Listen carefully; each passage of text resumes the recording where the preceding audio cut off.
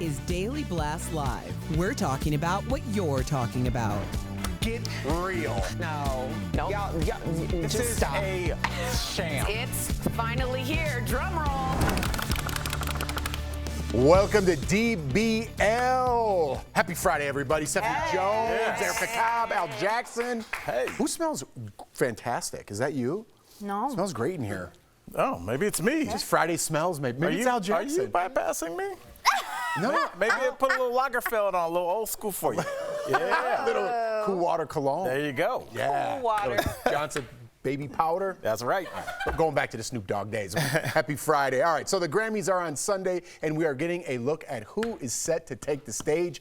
Very exciting stuff. Joni Mitchell will perform with some special guests, okay? Grammy producers hinted that it'll be a song that everybody knows. She wasn't doing so well a couple of years back. Right. So she performs, that's going to be great. Billy Joel will sing his new song, Turn the Lights Back On, and don't worry, he will sing one of his classics. Keep it classic, BJ. Billy Joel, yeah, that's right. Okay. Billie Eilish is expected to sing her song from the movie Barbie, which is also up for some Grammys. And Variety is reporting that Luke Combs, this is my favorite, will sing his cover of Tracy Chapman's song Fast Car. But get this, Tracy will reportedly be on stage to perform with him. That's confirmed? It's reported. Okay. It's reported. You heard it here first. Ooh, reported. that'd be a big deal. Yeah. Take it from us, it might happen. Yeah. So Grammy producers also revealed that a 16-minute Tina Turner tribute is in the works. Was anyone turned off by 16? Just say a No. long No, because I thought with television, you've been in TV long enough, those are commercial breaks, you got affected, and it's got to be a weird number. All right, yeah, okay. So they've been talking to Beyonce about being part of it. Beyonce performed with Tina, if you remember, in 2008 at the Grammys. She also sang Proud Mary during a tribute to Tina at the Kennedy Center Honors. Look at that, Tom. She has to do it. She has to. I'm so excited. But it wouldn't be DBL if we didn't get into Taylor Swift and Travis Kelce's story. Will Taylor Swift take the stage? She's expected to attend without her boyfriend, Travis Kelce. She's up for 6 awards, including Album of the Year. Let's go back to some Beyonce and some Tracy Chapman now. Yes. All right, let's take them in order. What do you think, Erica? Oh, well, first of all, I mean, we haven't seen or heard from Tracy Chapman because she has removed herself voluntarily from the limelight, the spotlight. So that would be a major statement. Obviously, we lost Tina about a year ago, and Beyonce has been almost ordained by Tina to do her tribute justice. So you know how much I love Tina Turner. I was Tina Turner for Halloween. So I'm excited to see it. Excited is putting it mildly for me. I think Tracy Chapman, yes, it would be a big cultural moment, but as somebody that's in the arts, and I hate saying that because you sound so corny, but I like artists. And, we live in a world where there's a lot of singers and there's a lot of stars, but artists are weird. Yeah. The artists that I know are strange people, and they're so gifted. They're the kind of people that do turn into recluses. They're the people that don't want the limelight. So for her to come back, especially with this kind of controversy, that might get some tears out of your boy. Honestly, as soon as I read that, I was like, I might be crying on Sunday. Dang it. But we need Beyonce because, yes, we think about Tina in the 80s, but the Ike and Tina review, when Proud Mary, like only Beyonce can, because it's such a high energy performance. So Beyonce, please. I think if the fact there's any sprinkling of any rumor, I feel like if anyone was going to do it, it will be Beyonce. And let's be honest, she doesn't do anything by halves. There's no way it's Friday today and she's going, will I perform on Sunday? She's in a bunker somewhere getting ready. I'm going to scrap something together. This will have been planned out. This is going to be a whole performance. It's going to be absolutely incredible. So I pray that the rumors are true. Wow. All right. So that was a good tease for the Grammys on Sunday. We'll be tuned in for sure. And I'm actually going to tune in. Me too. I am going to, if I start crying, I'm going to send you a picture. We're going to FaceTime each other. Because we both have some collateral over the other one. All right, let's get to this story. Alyssa Milano is responding to all the backlash over trying to raise money for her son's baseball team. It all started last week when Alyssa posted a link to a GoFundMe page to help raise $10,000 for her son's team trip.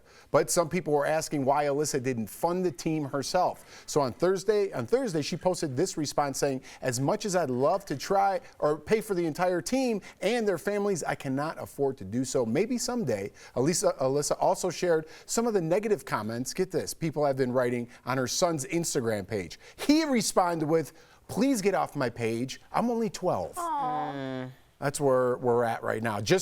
Before we get into why didn't she pay or how much did they raise, as of right now, the GoFundMe is up to $13,300. So she's well past the $10,000 mark. So looks like that team is going on a trip. Do we have any news about if the team's any good? No.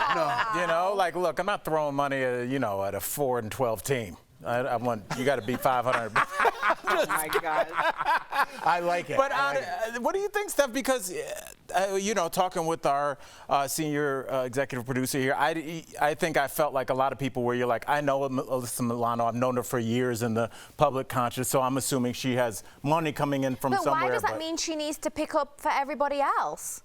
But why does it mean she has to? I mean, I'm sure she said, I've contributed in the past, I've bought uniforms, I've set up this GoFundMe page, which every single team does. She's contributed. Why should she pick up for every single other person? Well, you can't just have your kid in a nice uniform. Yeah. Obviously, but if she's paid for the uniforms and she's saying, I can't afford the full thing myself, and I think it's very presumptuous of people just to assume because she's been on television or because she's famous and people assume she's got a certain lifestyle. And even if she does, like The Rock and Oprah, when it was Hawaii and the disasters and they were trying to raise money, people were furious at them saying they should pay for it themselves. They got a lot of backlash. Can people not just try and do something nice and contribute a bit and raise awareness and do whatever they can with their social media status, with a GoFundMe page? Like, why is it on them to do, why is it up to Oprah to do absolutely everything? Well, I totally agree with both of those points. I agree that it's, for Oprah and The Rock, it was to raise and amplify a message that needed to be raised and amplified. And by the way, the people of Lahaina still very much need your help. So do something if you can. Alyssa Milano is talking about her child, and I want to separate those two. I don't think what she did was wrong. I don't think that it is appropriate for us to believe that anyone lives a particular lifestyle unless that's what they're bringing to the forefront. Like, if she was someone who was like, I am going to bank my life on this perception of a lifestyle. It's kind of like the teas and stuff like that when you're talking about how did you lose weight? Oh, why use tea as opposed to, like what I'm saying, if you're putting that at the forefront, that's how you're making your money, then you have to stick to that. But she's not a person like that. She's an artist who apparently got kind of manhandled by her manager. We don't know what her financial situation is. But as someone who receives a lot of requests like this from different people, some are friends, some are like peripheral people in my life. I'm constantly asked for money for your children's whatever. Girl Scout cookies. Sorry. The Girl Scout cookies is different. Yes. That's very inside. Not when you get 30 of them. Our co-host, yes, I did. I was a part of the conspiracy. Our co-host Sam has a daughter, and she is doing Girl Scout cookies. She's very young, yada, yada, whatever. This is my point about Alyssa Milano. I bought more Girl Scout cookies than Erica did. Yes, you did, because I made you. Anyway, so when you talk about Alyssa Milano, I don't know if it's appropriate to ask people for money when you can pay your child's portion until it's a point where they can actually go out and do things themselves, like at that age. Does that make sense? Right. Because I'm like, I look at some of this like, why are you asking me, a person that you barely even speak to help you when I know that you can do that yourself? Because if I'm thinking about how I would handle it, I would just pay my child's portion if I didn't want my child out in the street asking strangers. Absolutely. But I know that that's controversial. If you can afford to pay for your child's portion and you're not going to have them working for themselves, then I feel like you should pay for your child's portion. Yeah, instead of asking. But your child's part of a team. That's the thing. Yes, but every team member has a percentage to contribute. So if you don't want your child asking strangers, if you want your child to raise money, have them raise the money. If you don't want them asking strangers or asking people, put it in yourself. then you put it in yourself. And just say you got it from Right, but I thought some was for travel and hotels. I think some of it, real quickly, we got to go, but I think Alyssa Milano is very controversial in some of her takes politically. Right, yeah, and I think a lot of that hate is stemming from Oh, good point. Coming up on DBL, our interview with celebrity chef Andrew Zimmer and how he's working to raise money for kids during Super Bowl weekend. And Nicki Minaj and Megan Thee Stallion, ooh, they're feuding. Erica's going to explain in her segment what Erica's watching.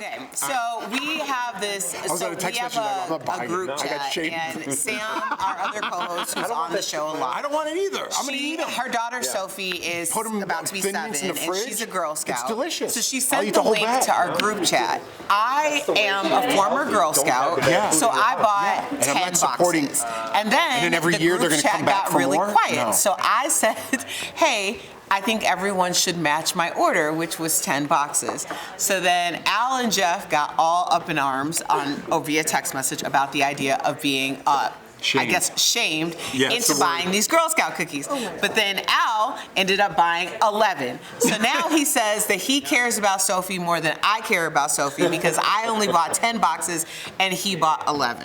I didn't buy it. I mean, I'm going to be honest. Clearly he because does. I got asked over a dozen times for Girl Scout cookies, and I don't want Girl Scout cookies. No offense.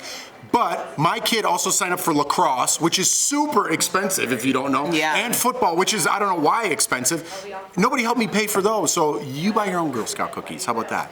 Stop asking me. So, Jeff, I actually have the direct quote. After I purchased 11 boxes, I said, maybe I just care about Sophie more than Erica. It's just a guess. No one can know for sure. All we have is hardcore empirical data.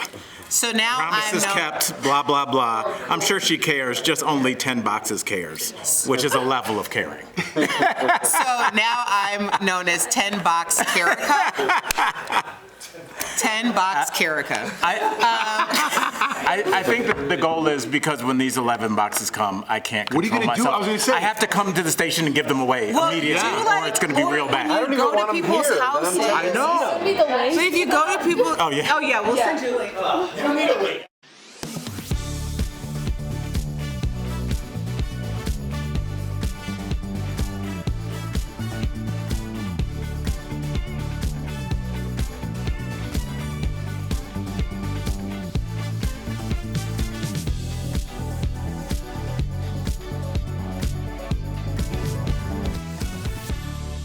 Welcome back. Rap queens are battling. Shannon Sharpe is making a buzz, and Charlie Wilson gets his props in this week's What Erica's Watching. First, what started out as a few shady bars has exploded into a shade fest, and the Barbs and the Hotties are riding hard for their rap queens, making for an even bigger mess for Nicki Minaj and Meg Thee Stallion. Now, Nicki recently dragged Megan's deceased mom into the mix with a joke that Hotties are saying hit below the belt. And now the resting place of Megan's mom is on high alert after several threats to disrupt her mother's peace. Listen, rap battles and diss tracks are staples in hip hop, but so is UNITY. Queens, let's keep this beef in the studio and serve it on a hot track like Brandy and Monica, okay? Shannon Sharpe is going viral again, and it's getting heated from the Bayhive, and not in a good way. Despite Beyonce and Taylor Swift's love and support for one another, Shannon compared the two and tried it during his sports talk show. He gave Taylor and the Swifties credit for moving the needle and helping the NFL make a financial comeback. And after that, he challenged his co-host, Chad Ochocinco, to come up with another entertainer who could accomplish this. Now, Chad responded with Beyonce. Whoa! Oh, whoa. Reel it back in a little bit, baby. Reel it back in a little bit. Beyonce moves the needle just like Taylor, if not more. No, she doesn't. Well, Shannon shot that down, and now the Hive is buzzing.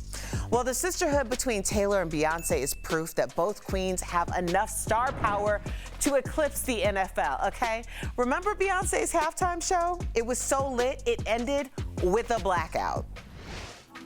And finally, legendary R&B singer Charlie Wilson, who we first knew as part of the Gap Band, received a star on the Hollywood Walk of Fame. And many of the artists he helped along the way were there to support him, including Snoop Dogg and Kanye West. I have one word for this: outstanding. Congrats, Uncle Charlie. Well deserved. Share with me anything that catches your eye by using the hashtag DBLEricaWatch. We'll be right back.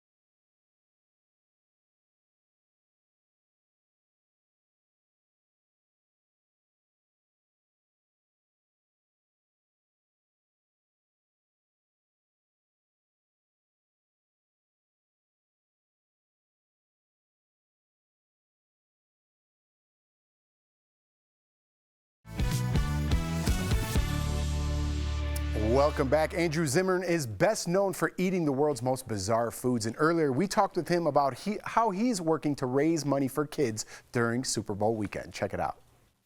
Please welcome to DBL, Andrew Zimmer. Hello, everyone.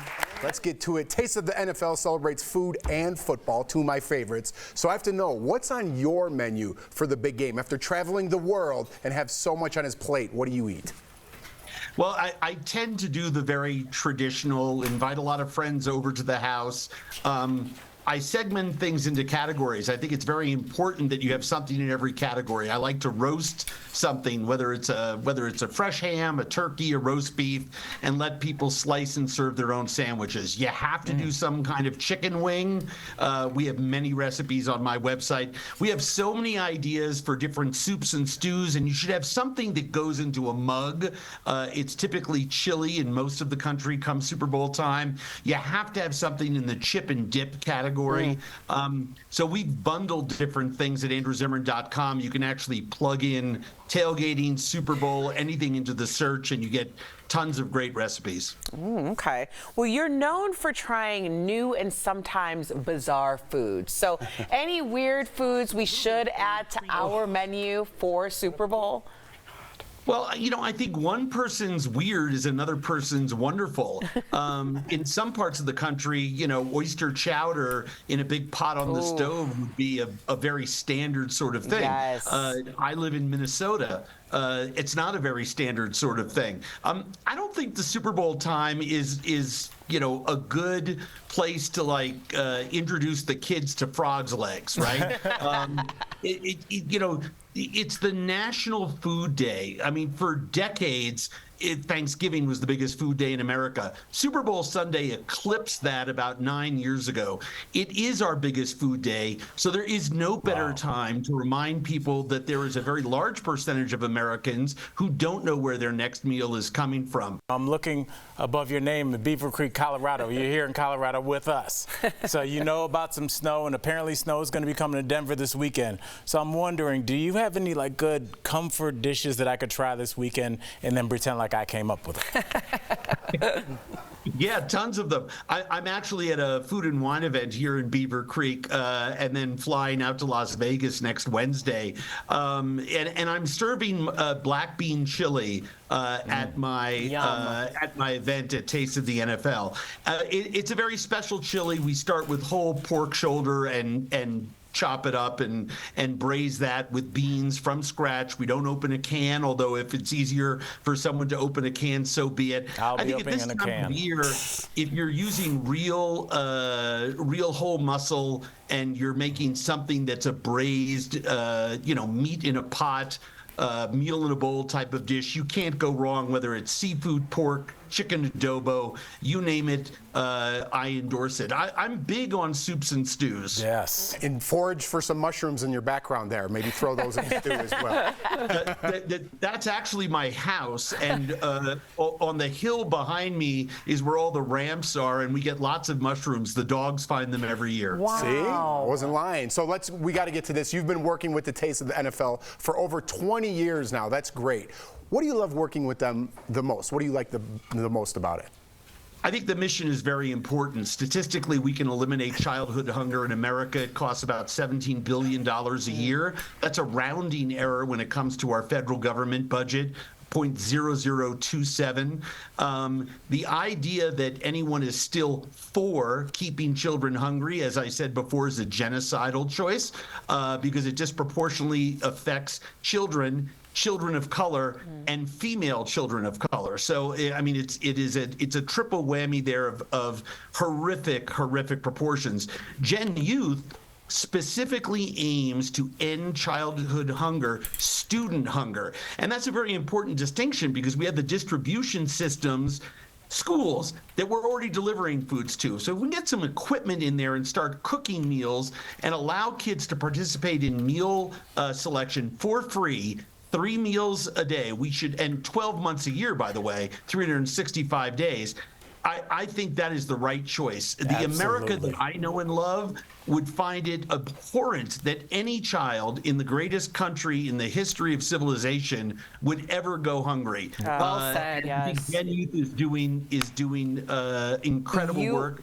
And I love working with them. You as well, Andrew. Thank you. Honestly. Honestly, we wish we could talk to you longer. We appreciate you. And to our viewers, if you'd like to get more information or to donate to Gen Youth, visit tasteofthenfl.com. Well That's done. really great. Thank you again. Thank you. Thank you.